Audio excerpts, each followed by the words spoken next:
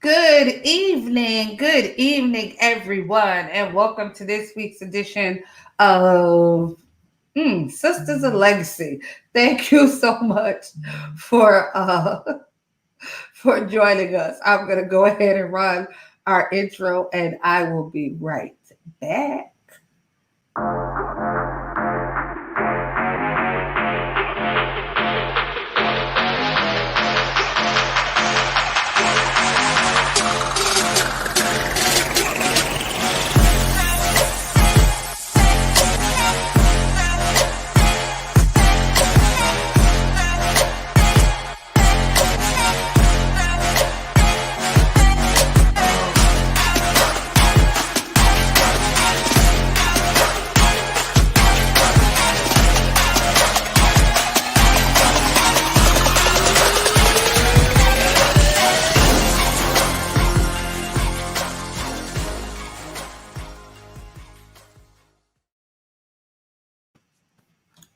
Hello, everyone. Hello, ladies. Welcome tonight. So we have, of course, Shanetta McNair Hi. and Katrina Taylor. Good evening. I think from week to week you find a more proper way to, to greet to I'm greet trying. the audience. It's so great. I need to learn how to be proper. You know, see, look, you sit all perfectly poised and okay. Anyway, thank you guys for joining us. Um, we are going to have a very interesting chat, or in my mind, this is going to be interesting. So I know, just like we are going. Sorry, just like I've seen. I'm sure you guys have seen as well. Um, all the different posts about how people are making all these changes, and I'm staying away from this to protect my peace, and I'm not fooling with those people because my peace and all of this. And every time I see the post, well, not every time, but a lot of times when I see it from people that I know, like, no, I often wonder, like, is it really about protecting your peace, or do you not want to have to change? Because I'll speak for myself. I know I've been in situations where it's taken me a minute to realize that it wasn't all the other person. Like, yeah, maybe such and such, did this, or maybe they said that, but it wasn't all of them. Like, some of my frustrations, some of my anger, some of my responses, um, was a big contributing factor to how me and that person interacted. But of course, it's easier to say, "Oh, I don't like her. I'm just gonna stay away from her," or I don't do her, rather than say, "Well, Sam, you need to put on your big girl panties and apologize and make it right," or or you need to have a real conversation, with her instead of just moving it aside. So I wanted to know how you guys felt about that. Do you always feel like it's really about, oh, you're just going to protect your peace? Or have you had those situations where you've kind of had to have that private conversation with yourself and you're like, yeah, this is a little bit of me. Like, I know she is a little annoying, but this is definitely some of me. Katrina? I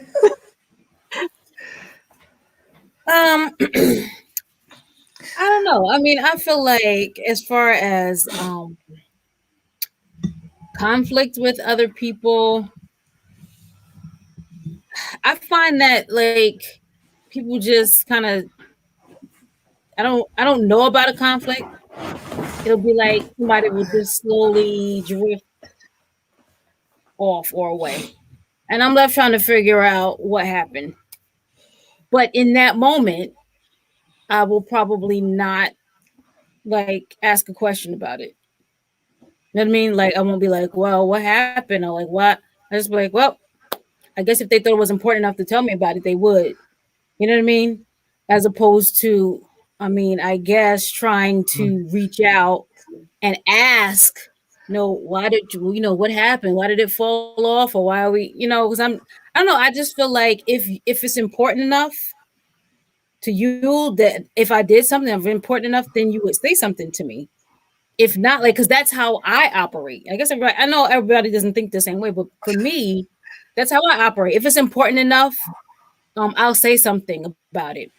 But then if I think it through, even if something offended me, if I think it through and I'm like, you know what, not that big a deal, then I'll just let it go and I'll never say anything about it. Um, so I don't know. I mean, like I know of someone right now. I don't know. Again, I don't know why we just stopped talking or whatever. But again, I just feel like, and I actually reached out to this person. Not reached out, but I sent a friend request, and that was ignored. So to me, like that's a like I don't want to be bothered, right? If Not you, necessarily. well, that's how I took it. Right. See, but so that kind of But, goes to but, my but with point. right, but with no animosity, just like, oh, you don't want to be Right. bothered. Okay, that's where we are, and then I just left it alone. Right. I So mean, I mean, there. so I'm protecting my peace by not doing more because now if I reach out and be like, you didn't accept my friend request, what's that about? Now I'm opening up what? A can I, of worms that you don't obviously don't want to talk about to begin with. So what am I pushing and poking for if you don't want to talk to me about it? I think, like the point that I was making, I think you've kind of narrowed it down to a one-sided discussion. You've had a whole Right. one-sided conversation. Like you did.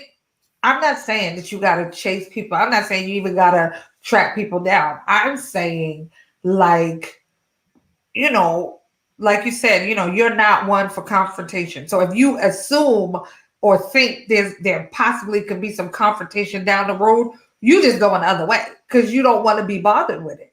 And that's No, that's not what I'm saying. That's not what I'm saying. What I'm okay. saying is if I took the time to send you a friend request and you ignored that, right?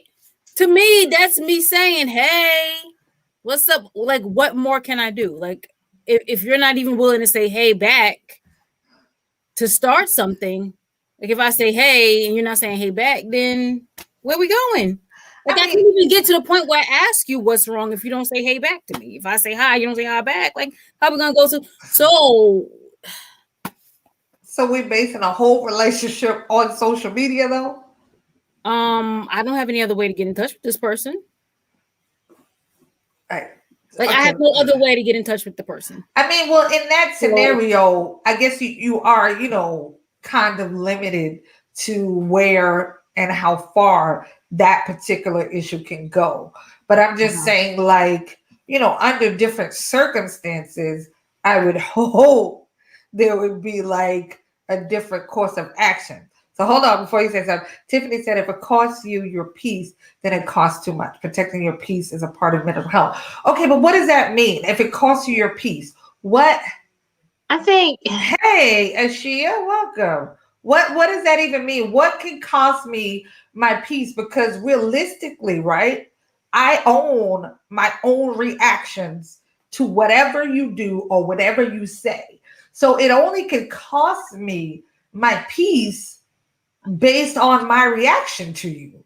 Like you can't cost me my peace. I make a choice to react a certain way, one way or another, right? no. No? Are you serious? Yes, but it's not simple. Really? It's not that simple. Okay. I think that people, there are people that are agitators. There are people that intentionally do things that are just frustrating to watch, to see, and to be around. And when you're around people that do things intentionally to just see how far they can go with you, I think that those are moments where we as people, because we have feelings, because we have emotions, we feel some type of way about it. Whether you are able to kind of keep that reaction within yourself, or whether it's something that just kind of like ends up being a big blow up or an argument. I had a friend who, and she's not my friend anymore, but years ago we were friends, and it was like she would, like what you were saying, she would kind of poke the bear. And it would be like she would do this to multiple people. Not, it wasn't just me. Like she would just always have something hard and harsh and just to say about everything. And in those moments, sometimes it was just kind of like, seriously, stop. Like, what are you doing? Why are you bothering people? But she never thought it was her. She always was just like, well, what? I'm just saying, I'm just, and it was just like she was just always the problem. So at a certain point, you have to kind of break off those relationships when it's something that's causing your peace to be disrupted, when it's something that's causing you to have too many issues or too many arguments or too many frustrations.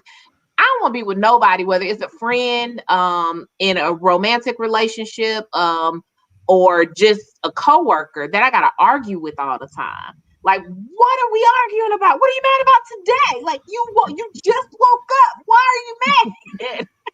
So when you have Well, to constantly argue with people, at a certain point, you have to be like, you know what? Let me protect my peace. Let me get away from you.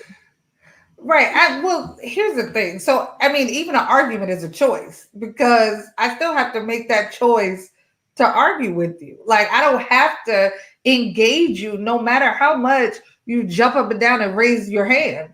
You know what I'm But some saying? people Like, you do have to engage. Some people you why? can't afford not to engage them. If the person is your spouse, like Well, that you, okay, but right, but that's different. Like, we not. I mean, yes, spouse. That's a whole if different the person is level. your child, you live with your, sometimes you have to be like, oh, I'm gonna go to my room because you acting like a little crazy person today, or you need to go to your room. But if the person is a coworker or somebody that you work with, somebody that, like, depending on your field of employment, it's so many different it could be somebody at church that is Right, just a certain type of way, and you have to deal with these people.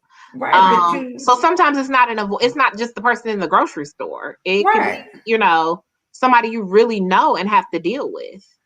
Right, but I think it's how you choose to deal with them. Tiffany said being in a toxic relationship, working a hostile work environment. Yeah. Right. I mean, but again, these all goes back to choices. Like we choose whether or not we stay in relationship with somebody, and it doesn't mean it doesn't mean romantic. It could be like you said, a friend. We Hmm. choose, whether or not we stay in these relationships. Like, But when you and it. choose not to, that could be your moment of protecting your peace.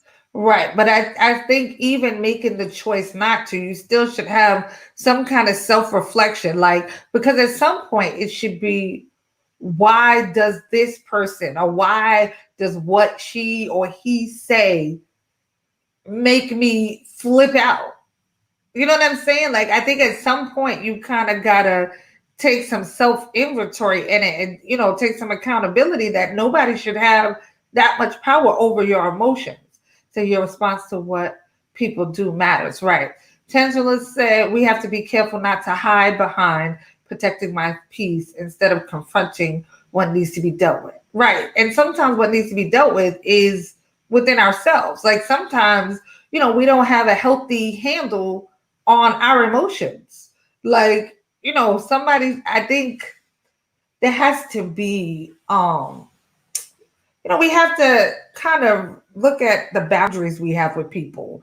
Sometimes it might just be setting a different boundary with them or limiting, access or whatever. But I think we should always kind of be thinking like, why does this person have so much control over me that I'm willing to get all the way out of character, to be around them? Because one, that's something that I think you kind of need to adjust within yourself. Tinder said if a personal relationship is toxic and are not willing to address, then you should reevaluate the situation.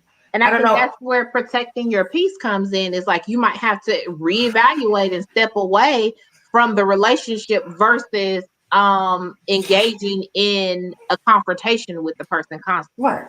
But I mean, too many times I don't think people really step away or reevaluate. I mean, people step away, they're just like, oh, I'm just not dealing with it. And this goes to like family, mamas, sisters, brothers, like, oh, I'm just not gonna deal with them.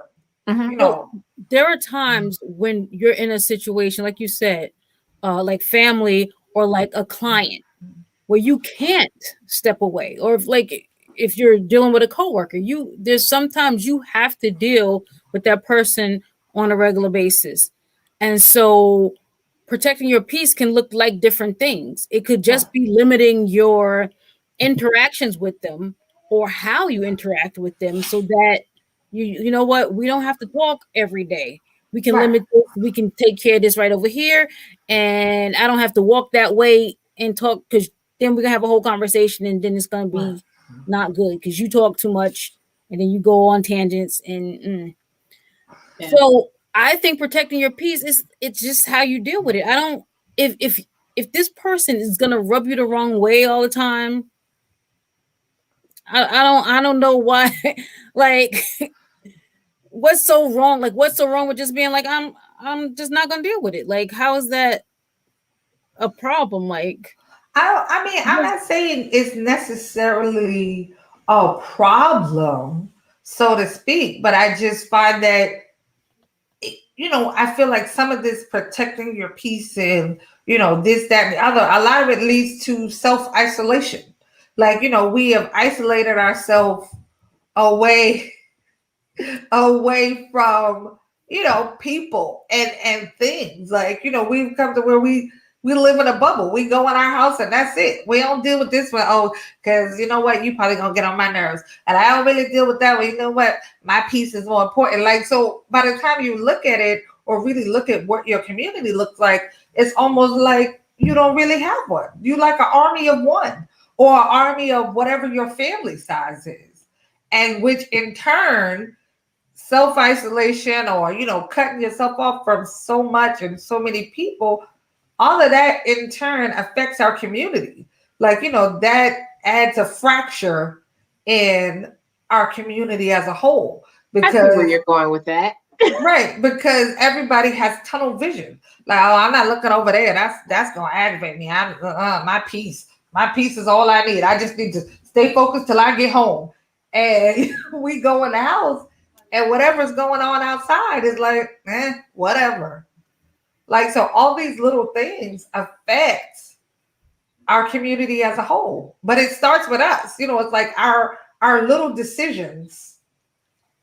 I think you have to strongly consider the nature of the relationship and Right. what's the purpose behind them. Some people deserve to be cut off, and that's just the honest to goodness truth. There are some people that they are, and we use the word very loosely now, they're just toxic. Um, but honestly, there are just some people that just have problems within themselves Right. that they need to be the ones to like self isolate, but because they won't, people have to isolate them because they won't make a good choice themselves to like be quiet until they heal because maybe they're hurt, or whatever, and they're just trying to lash out at everybody versus taking care of themselves within and healing themselves first before they begin to speak and to do things and to operate. So some people need to be in a little box by themselves. Um, but sometimes I think that um we have to learn how to face some of the challenges that we face. Like if it's your job, you can't always say, "Oh, I'm protecting my peace. Let me walk away from, this situation or this person." You might have to learn how to deal with the confrontation. You might have to learn how to deal with the situation that the person is presenting to you constantly. Um, but you can also kind of mentally say to myself, "Okay, I'm just not going to let them frustrate me today. I'm going to, I'm going to hear them out. I'm going to let them do what they do.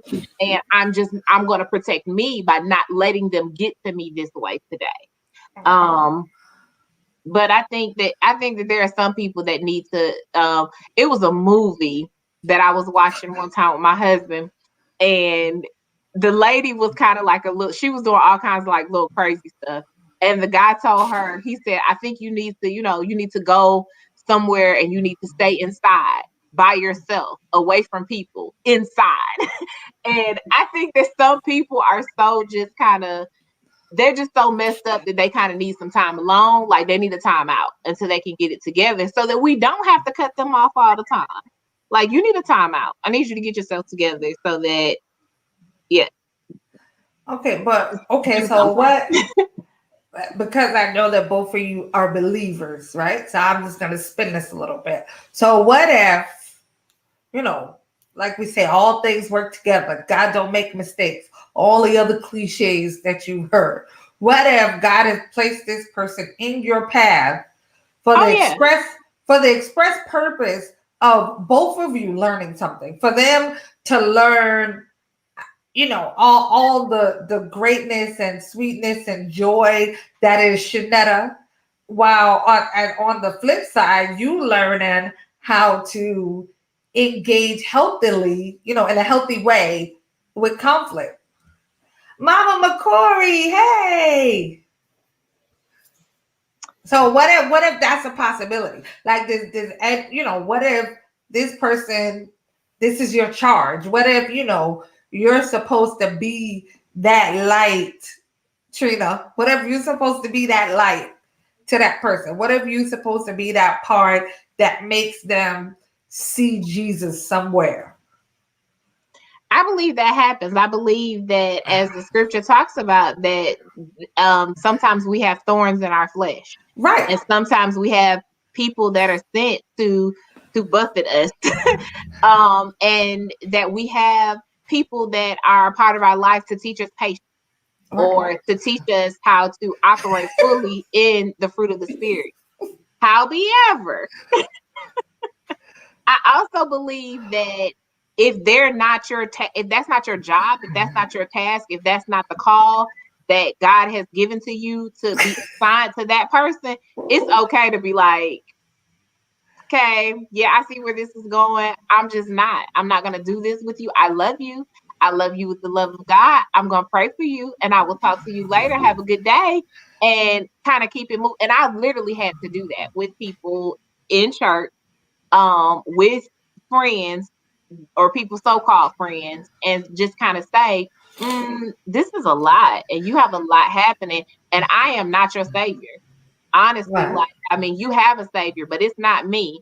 So I'm going to let you have a conversation with him, honestly, because I don't want to send you to meet him.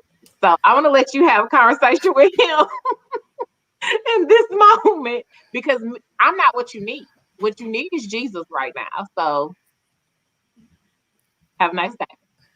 Trina. I don't know. I think it would really have to be a case by case situation. I need to know the specifics of who, what's the assignment for real. What's, you know what I'm saying? Like you just can't say, oh, there's a person that's your assignment. They may need to see. Okay, and what's going on? Like why? It needs to. I need to know the whole situation because each situation is different. Like what? I feel like God would just tell you if that's your assignment, if that's your person. Really? I do. Yes. But do we hear him? Like is everything, like, let's be honest, we know God is not opening up the heavens and just Shanetta, go talk to her. Like it doesn't, I feel like there will be a pressing on your heart. If that's truly your person, I feel like it will be a pressing on your heart to just like, you just have so much compassion on that person that they really like, they bother you, but they don't bother you that much, or that you see them differently, even when other people. I had a friend who I think she was my assignment for a little while. And I literally, like, I tolerated her, and I would come home and I would be like, I'm so exhausted. Like, conversations break me. going out just to hang out together, I would come back and be like, I don't even know why I went to hang out with her. That was crazy. Like, why did I do that? It was exhausting being her friend. It was very taxing. And in the end, I had to let it go. But during, I tolerated for years. And I honestly I would make excuses and I would be like, listen, she just, she having a hard time with this, it's that.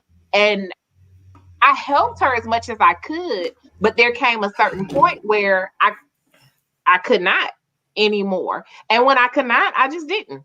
And I just decided, okay, like I've done all that I can to help you and to kind of get you from point A to point B. Now, oh girl, you got to figure your life out. Like, see you. Oh. Hey Lisa, thanks for joining us. Okay.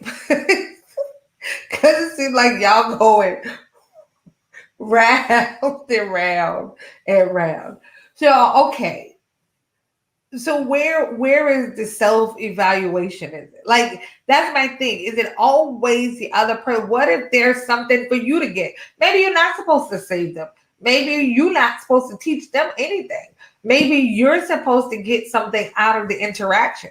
But you've convinced yourself that, whatever your idea of peace is, you know, trumps everything. So we just walk away. Like we walk away from people these days so easy. Like it's just like, oh, whatever. And we just walk away. I mean, like realistically, even friendship, like before you have friends for forever and never and ever. And like now it's like, oh no. And I can speak from experience because listen, I don't like I've really had to have this conversation with myself too. Like, okay, yeah, you need to do better. Like in a lot of these areas. I don't walk away from them because I don't walk towards them in most cases. So sorry. Okay. You know what? I'm not like the outgoing social butterfly that's all like, hey, how are you? Like, I'm just not that person. But so most people would have to kind of like gravitate towards me and I would have to kind of back up, like, okay, you're too close. Okay, but it so do you cut off he's saying do you cut people off or do you limit contact? I mean, I think sometimes it's healthy to limit access to you. Sometimes you have to rearrange that line in the sand or rearrange, where your borders and your boundaries are with people.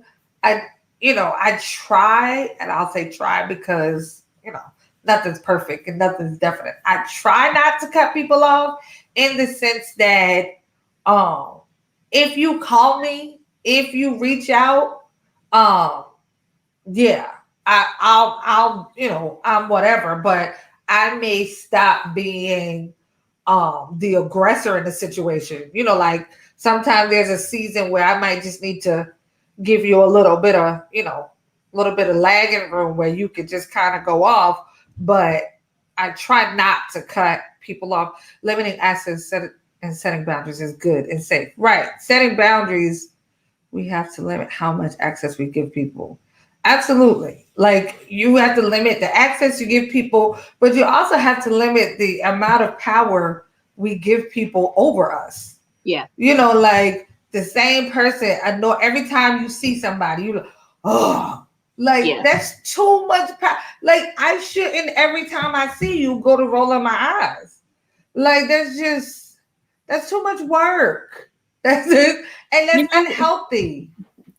You know what? I think I'm having a hard time relating to this whole conversation because I don't talk to people. Like I don't have seriously, I have such a small circle.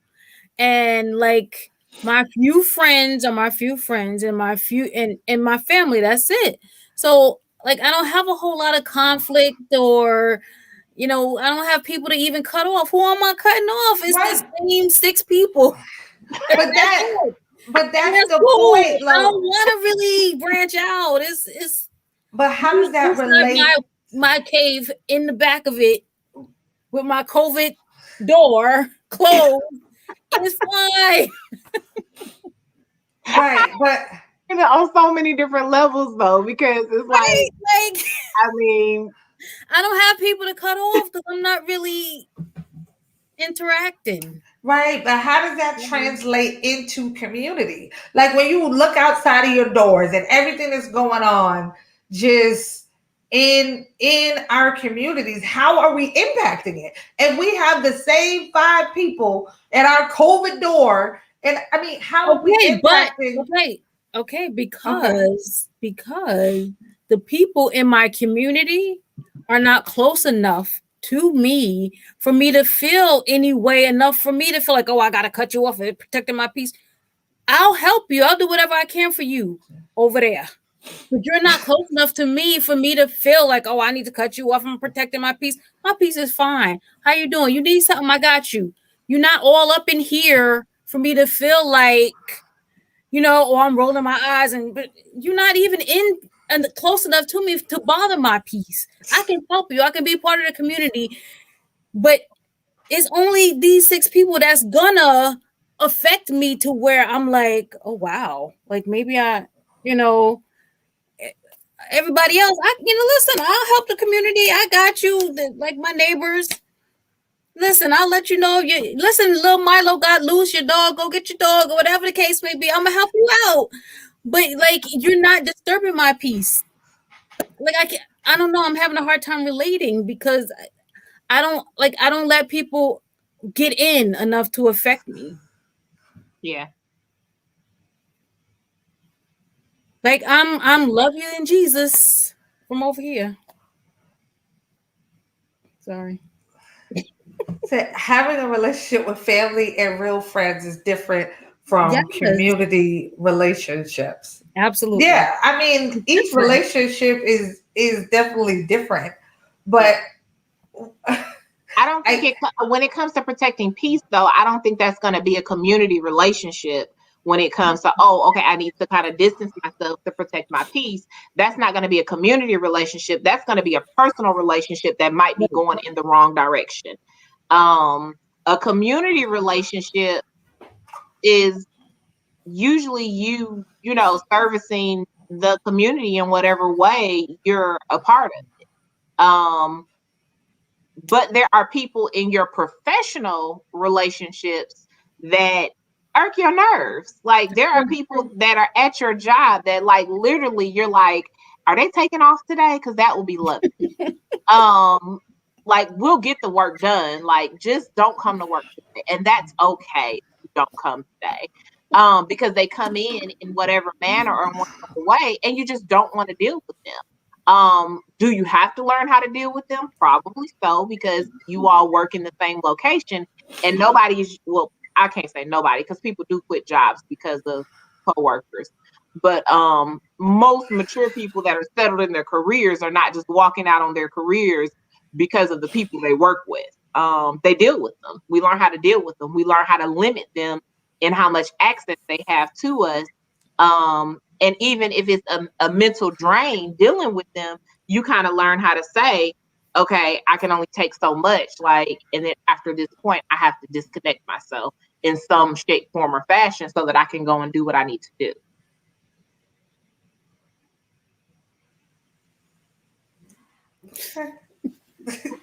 because I mean I just here's my thing, like different things we see. What did he say? Community won't always be easy, but do you ever want to branch out of your small circle, Anthony? No, they don't. See, No. right? So I guess my struggle with that is then who or what are you impacting? Like, you My know, children.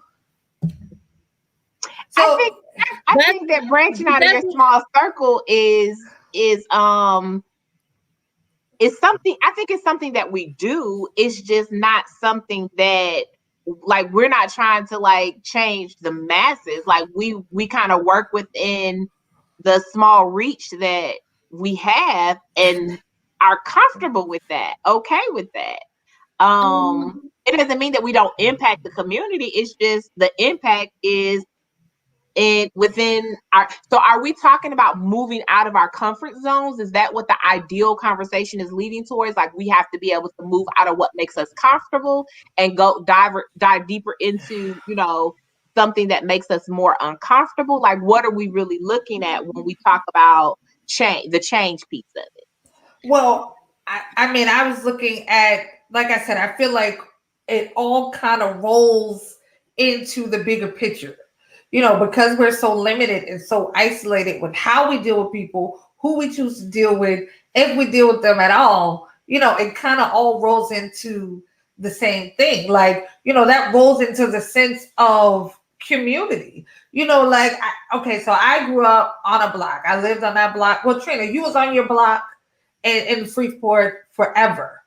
Like, so I grew up on a block. Everybody on the block, I could go to those people's houses, the ones that lived there, like, had been there while my mom was growing up. Like, I could go to those people's houses. My mom knew them, whatever. And it was a sense of community, kind of everybody looked out for this one and everybody looked out for that one. Back when people weren't afraid to tell you, you better get down and you ain't supposed to be doing that. And all those are different things. And I understand now is a different time. But I feel like all of that kind of rolls into the fact that we don't access our communities anymore. We just live in them. We move into a neighborhood or we move into a community and we care for our family and within our walls. And then we possibly, we go out our community for those of us that, may be active in ministries. We do whatever in our churches and then we go back home. Home is our safe little isolated space. We don't expand out. We don't, I don't know, increase our reach. And I'm not talking about the masses or hundreds of people. I'm just saying everything is so isolated. Every person is isolated. What's happening over here is what's happening over here. What's happening over there is what's happening. We don't engage with people nearly as much as we should. I don't really agree with that because while the people closest to me are like that's my circle and everything, seriously, I my neighbor next door, I'll give them a ride to school. I say, hey, like I talk to the people around me. We help each other out. I think I said before, there's the mayor that she's down the block on my street. But we all look out for each other on my block. And I think that's fine, but I'm not in their business either. You know what I mean? Like there's some of them they go and gossip with each other. I just don't engage in that part of it. But if you need me for something, listen, you need me to take your kid off the bus, whatever. I'm fine with that stuff. But I'm just not trying to get I might be able to engage and involve with you, but right. I don't want to be a part of your messiness. When you start Right. to move in your direction of messiness, I don't want to be a part of that piece of it. But I can come and break bread with you. I can come and have a conversation with you. I can go walking with you in the park if you want to go walking in the park together because you need, to get some steps in or whatever. But when you start doing all of the, the messy stuff and the gossiping, maybe I don't want to be a part of that piece of it. Right. Maybe I don't want to be a part of your traumatic world where you're just out here causing problems and wreaking havoc for everybody, and everything you touch just seems to crumble. I want to be a part of that world. However, I could still engage with you on certain levels. Yeah, I think it's levels. Like you said, it's levels to it, to where, you know, yeah, it's just levels to where, you know, you'll engage to a certain extent. Like for me, I know I'm just gonna engage to a certain extent, and I'm not really gonna go much further. Right. But But it really is for me. My main goal is to make sure that my children are being raised correctly and they're going out into the world and they're like at this point they're being examples to the kids in the neighborhood of how to act and how not to act, and you know what I mean. So I think I'm contributing to the community that way. Mama Corey said, in order to branch out, you must like people. Today, you must have thick skin.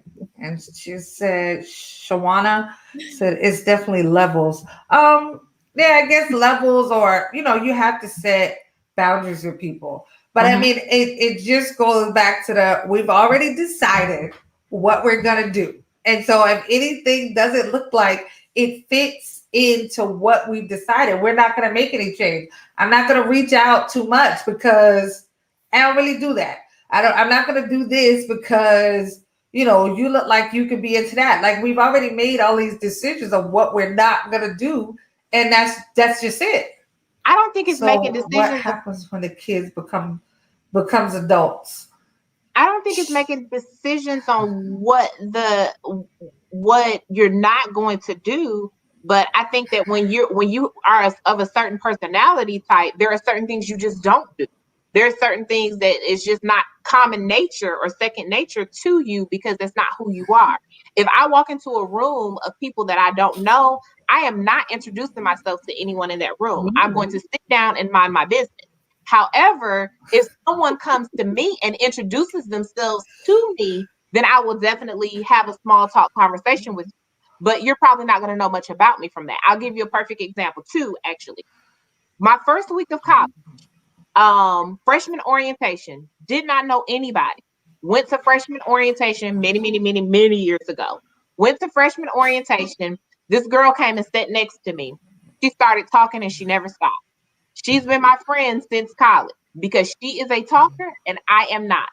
Um, our relationship has always been that way. I love her to pieces, but we will get together and she will talk, talk, talk, talk, talk. I'll listen, I'll laugh, I'll engage. She'll ask me a couple of questions, I'll answer. We'll have, but she's the talker in our friendship, has always been. But that's how our relationship started. They were trying to get us to do things to engage with other people, and I was sitting there like, I'm not gonna do that. I'm gonna sit right here. Then I have a class this weekend, last weekend, this last week Monday, we had to go face to face to this class. And these are with other school teachers. I went to the class. They had us pre-assigned to two people per table. I went to my table. I sat down. There was a man there at the table. I said, good morning. He said, good morning. We didn't say anything else to each other. Everybody else at all their little tables with people they don't know. And they're just chatting and chatting and talking and talking. And they midway through the morning, they were like, okay, we have an activity for you. You have to talk to the person at your table. You have to do this. And they gave us all these instructions. And the first thing I said to him was, this makes me uncomfortable. And he was like, me too. And it was amazing that we were both set together. And we were both extremely uncomfortable with having to engage with each other because we didn't know each other. We were strangers. But me telling him that I was uncomfortable caused him to let down his guard a little bit because he felt the same way. That was apparently both of our personality types where we were just kind of like, this is not for me. Me sitting and even having conversations with y'all because I'm comfortable with you guys is easy. But if you put me in a room of people that I don't know, my reach is going to be a little bit less because I'm not going to open up and say anything until someone says something to me. I'm going to go for the purpose that I was there for and then keep it moving. But if you put me in a room of people that I know or people that I'm comfortable with, my reach is going to be different because I'm comfortable with these people. But how do you get comfortable if you don't talk? Like where does the comfort come in if you don't engage?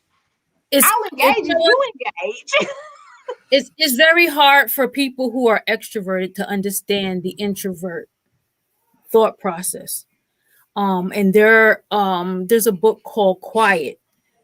And I think the rest of the title is something about being an introvert in an extrovert world.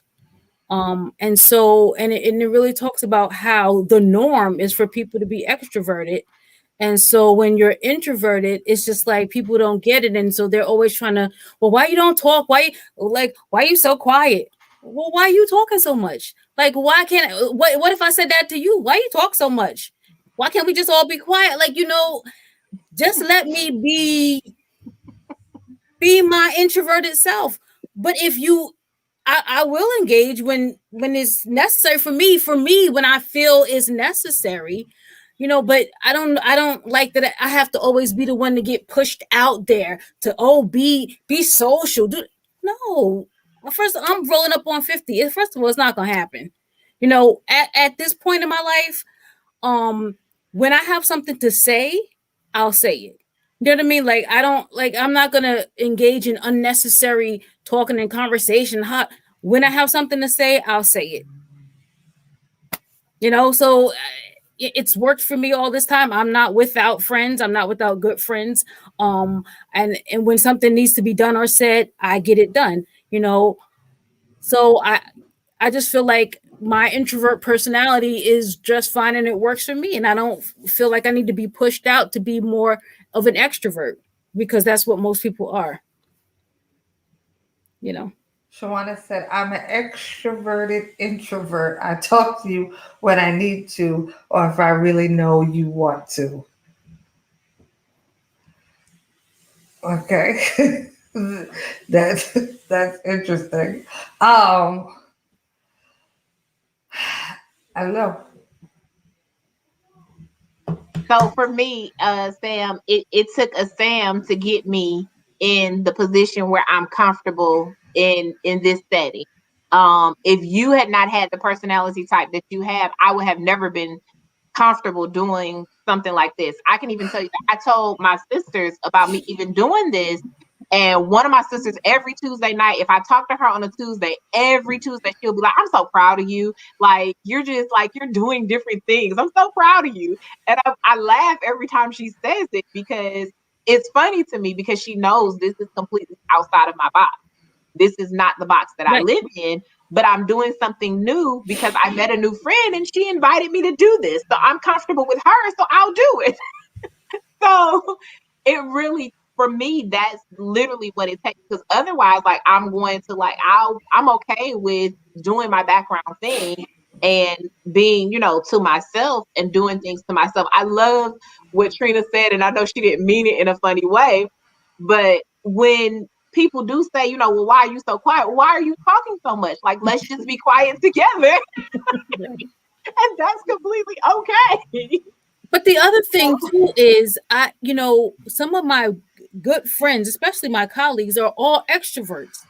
And I love it and I love their energy. But my best friends are the ones who let me be the person I am while they're being like, go ahead with your big personality. I love it. I love it. If you just let me be just understand my energy and I'm gonna understand your energy. And I love that. Like it balances out for me. Don't try to make me be you, and I'm not gonna try to make you be, my person or whoever I am. Let's just coexist, right? I, I guess so. I mean, I guess from where I sit, I don't really see it as I don't know, trying to make somebody be But then anything see else. again, you don't. But then again, you don't really see that side of me because we've been friends so long. Like you don't see that because I can talk to you. Right. You see, So, you know what I'm saying, Shanetta, right? Like we can, Yeah. like we'll chat it up all the time. But put me in a room of people I don't know or child, and I'm see, Yeah. not but mad and I'm not upset. I'm not. And sometimes I even have a little bit of social anxiety as Yeah. far as um, I can't do networking. I can't do the whole let's go network and what? No. No. I'm not going around Not. the room and then go around the room. Everyone go around the room and introduce yourself. What? I don't Yeah. want to. I'm over here going like nervous. I don't know what Having to a say. meltdown. And Yeah. then people are like, "Oh, I'm such and such, and I do this," and I'm like, "God, don't call me. Maybe something will happen. I don't have to go." You know, like it's a thing. And I guess people don't understand, but I'm over here having a whole meltdown, and because oh god, 3 more people they about to come to me. Hmm. That's So I'm an introvert and it's a challenge in crowded spaces. I realize there is so much to gain in connecting with others, but I hear you, Trina. But here's the thing, like, I'll say for you, Shanetta, like think about it. Our church was a part of the jurisdiction. What it's been like 3 years now. For the Mhm. first 2 years, I know you never heard me say anything. You probably don't even remember seeing me in service. No, I definitely remember seeing you, Right. but no, I do Okay. not remember any conversations. But I do like I knew who you were, and I remember seeing you though. Right. You saw me, but that's the thing. Like true that how many times you got see me get up in front of people and talk?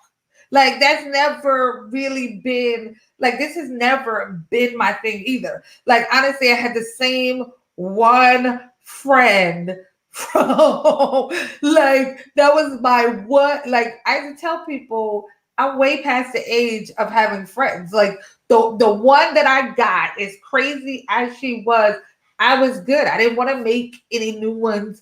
I didn't want to do any of that. And honestly, I had to say, like, the Lord literally had to like say to me, I created you for more than this. For you just being in my box. And even still now, sometimes, like, I know I send a text and I do whatever, but it's because Anthony is constantly like, oh, you gotta, he's constantly, pushing and pushing and pushing. And so, oh, what did she say? So the answer is No, no. we are all married. Well, Trina Yes. is widowed, and I am married, and Sam is married.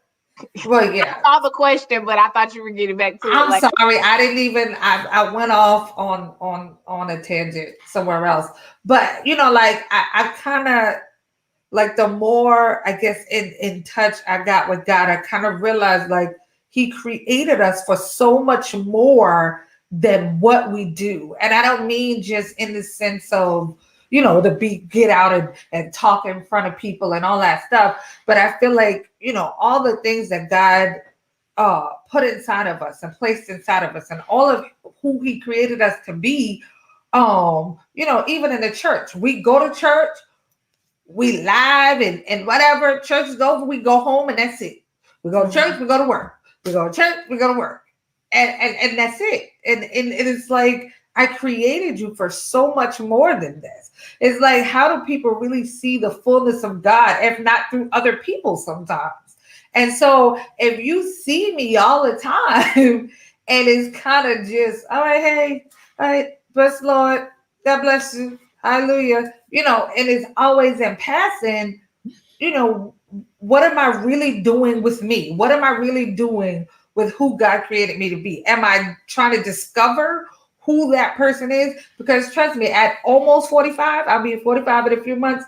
Like this, every Tuesday, I'm telling you, I go through a whole lot in the mirror to come in here and sit and have these conversations. I keep convincing myself like that there's purpose behind this and somehow I'm discovering some of the wonder that God has placed inside of me. So I get it, it's a scary thought, it's different, but like when I die, I heard people say before, and it sounds really great, when I die I want to die empty.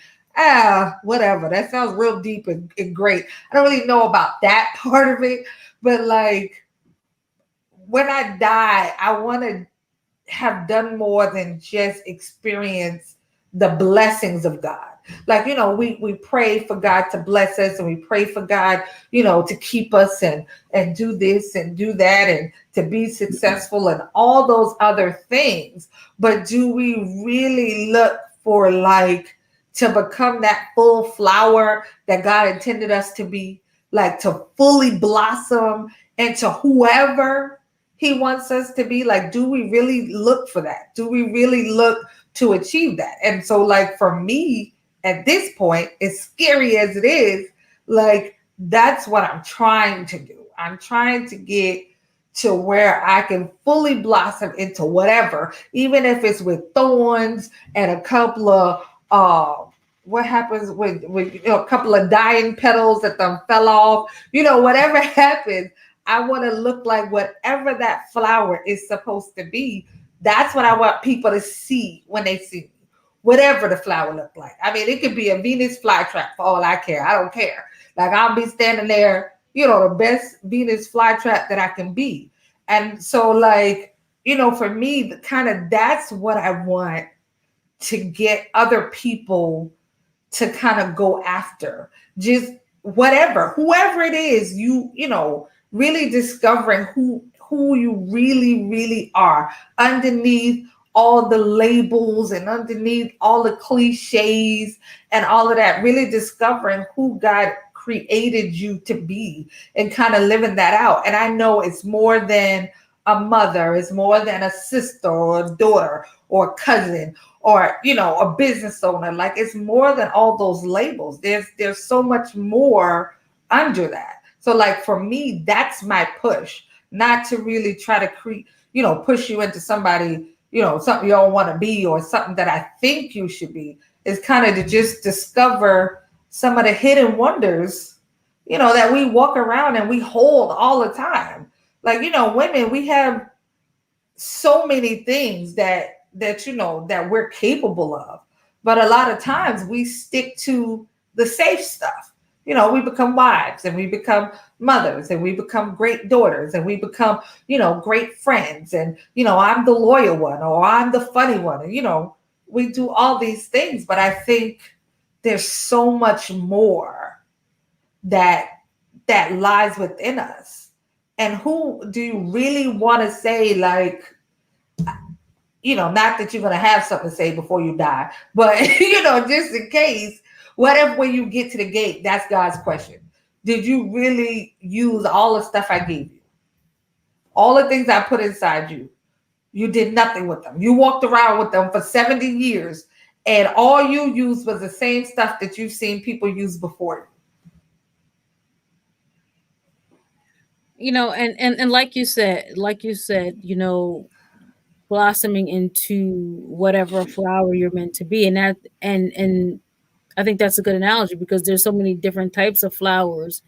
And I think that blossoming is going to look different on each person, and the things that you ultimately do for God is is so personal, and it's something and it's why we're so different. It's why we're made so differently to express ourselves in different ways.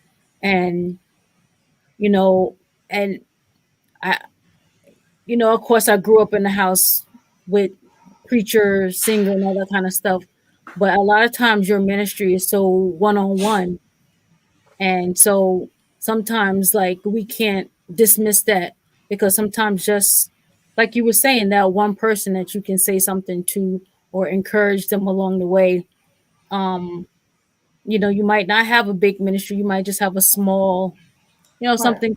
And even if your ministry starts with your own children, those children go out and have an influence on other children who don't have, parents and that type of thing. So I think we have to, like you were saying, self-evaluate. And also, I know, for myself, I'm always trying to find out what it exactly is that God wants me to do. And I know, I'm doing some of those things, and there's some things I'm kind of scared to do. But there, it might be, I'm not sure. I'm questioning. Are you sure that's what you want me to do, Lord? I don't know. Maybe you said that. Maybe you didn't. Maybe that's self. I don't know. Right. But it's like you said. You want to try to use every gift that you have, and a lot of times, I know for myself, I'm insecure about some of the things, like, things I might create. Like, I'm insecure about it, because what if it's, maybe I think it's good and somebody else thinks it's trash or something like that. So Right. you sometimes you're insecure about even the gifts that you do have. Right. So yeah, I mean, like you were talking about, it is time to take, self evaluation and see what your gifts are and how they'll be played out, and how you can kind of move those gifts forward, no matter what they are. Yeah, I agree with that, definitely. I would definitely agree with the if there is a call to do more and a call to go higher and to expand your reach, that you should definitely follow after that call. But I also believe that there are people that are called to quietly minister, Right. and that there are people who are called to work in the background, and that there are people whose reach goes much further than the person with the microphone and center stage. Absolutely. Um, and I believe that sometimes there are moments in our lives where we're called to kind of back away from the public spotlight and to kind of be that person that serves, because there's so much that goes behind, from our ministries to our families to what we do for the community to what we do even professionally. There is a lot that goes behind the scenes of pretty much anything that you can name. You name it, and there's some type of behind the scenes work that Right. took place with people who are never in the spotlight, and they may be doing exactly what they've been called to do in those instances and not necessarily be out front reaching all of the masses in the way that we think that they should. So I think that it's really important um, to know what your call is and to Right. know where and to be in your lane, because a lot of times people are out here trying to do things they're just not called to do, and that's why it Right. turns out being a mess anyway. Is because you're trying to do something that God never called you to do. Um, Absolutely. so you have to know what your call is. But when we break it down to the spiritual level, if you don't know what your call is, then you have to seek God for that piece. But if you know what your call is, you know this calling outside of my comfort zone, then I believe that there'll be a training and that there will be moments where God will push and challenge you in those places to get to where He wants you to be if that's your call. But if Right. that's not your call and you're trying to do stuff that you're not even supposed to be doing, you're gonna make a mess of it anyway. So you can't start trying to operate ways, and you have to know when it's time to do something different, when it's time to evaluate yourself and take a look and say, okay, I think I've done all that I can do here. Maybe I do need to expand what I'm doing into something bigger or more open. Right. Absolutely. That self evaluation is a key piece. We have to be constantly having those conversations with ourselves Mhm. before we even endeavor to have any conversation with other people. It's like, you got to get yourself together, get your mind together, get your emotions together, all of that before you can even um, reach out in any kind of way to other people. It's important to, be whole. Like, Mhm. people say healed. I don't know. When I hear healed, I think of broken, and then yeah, the two just, so I don't really, I get it. It all kind of means the same thing, but I think you have to, focus on being whole so Right. that you can be used, so that we're not um, just like you said, operating on a whim, or just jumping out there because it's out there. It definitely is important, um, that self evaluation, to be self aware Mhm. of of who you are, but at the same time, just kind of not getting stuck in that box, because sometimes we put ourselves in a box. We label ourselves of who we are, like, this is who I am, this all I got, and ain't no more to me. This is it. This is it, and we put ourselves in a box. So I think it's important to just kind of be mindful of that, and sometimes just challenge yourself, challenge your own thought process on a situation. And I guess that was kind of my point. Sometimes we need to challenge our own thoughts, like, not so much, oh, this person, is this, or this situation is causing this. Sometimes we have to, you know, challenge ourselves. Like, is this really about what's going on over there, or is this about me? Is there a flaw or something in me that I need to work on that can change, the surrounding, or change the outcome? So that was kind of like the goal, to just, remind people to be self-aware. Let's not grab on to every cliche, because I see, everybody is like a walking cliche now, a walking cliche, a walking title.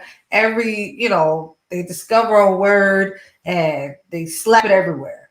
The word don't fit, but they're gonna slap it. Uh, oh, they're gonna slap it, on the box anyway. Oh, Mama, thank you. I know it's well past your bedtime, so you get some rest. Oh, listen, she gets up probably when I'm going to bed. That's when she's getting up in the middle of the night. So yeah, by this time she's ready to conk out for the day. But thank you so much for joining us.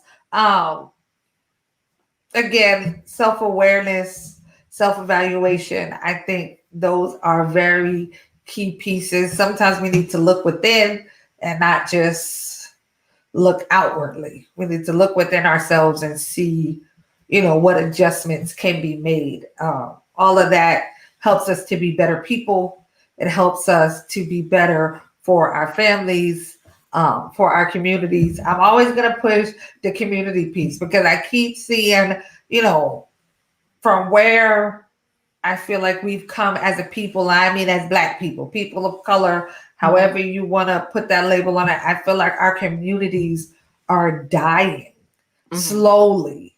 And it's hard to watch. And so I feel like we have to talk about some of these things or figure out what conversation we need to spark to get some changes rolling. So that is always my goal, to spark a conversation that may bring about some change. Even if it's something you hear here and you go have the conversation elsewhere with somebody else and they discover something that they can share. Everybody has one little part. If I could do one little part, say one little word that makes a difference somewhere with somebody that I've never met, I feel like I've done something well. So thank you guys for joining us.